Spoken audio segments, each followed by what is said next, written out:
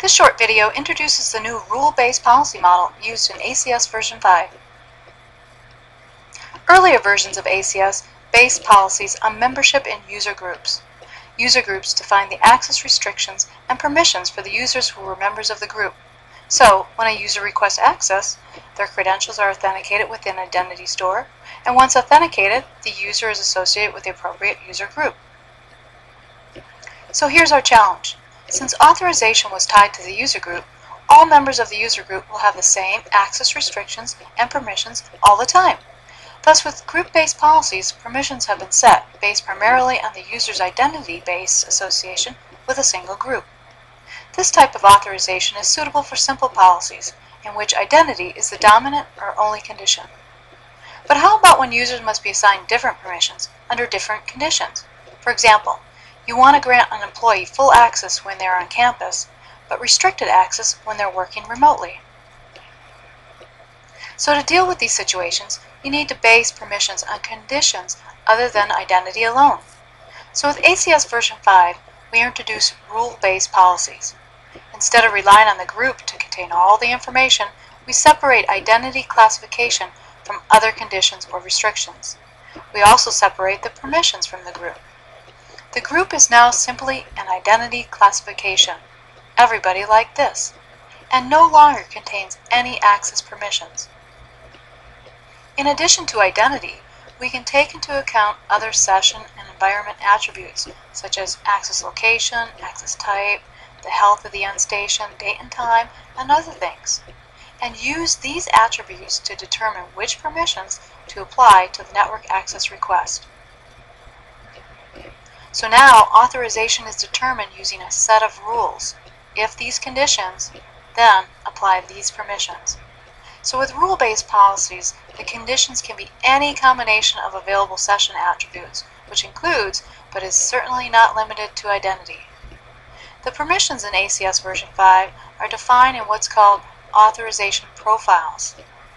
You define these authorization profiles containing VLANs, downloadable ACLs, QoS settings, and radius attributes. Let's look at an example which highlights the flexibility of rule-based policies. Here, we can see that a single classification of users can get different authorizations based on more than just the identity attribute.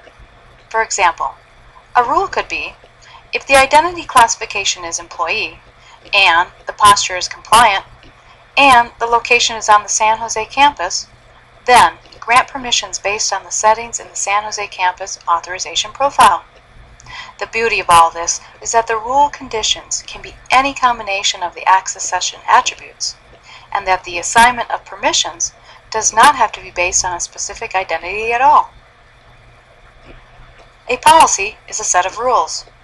This type of policy shown here is the authorization policy, which defines the rules that grant permissions. Another type of policy that can be created is the identity policy. An identity policy could be as simple as use Active Directory for authentication, or it could be a set of rules dictating which identity store to be used based on attributes of the access request. For example, if authenticating using MS Chat, then use Active Directory. Now let's put it all together. You understand identity and authorization policies. An access service contains these policies that handle the incoming service requests. By default, ACS provides one access service for handling radius network access requests, and another access service for handling TAC-ACS device admin requests.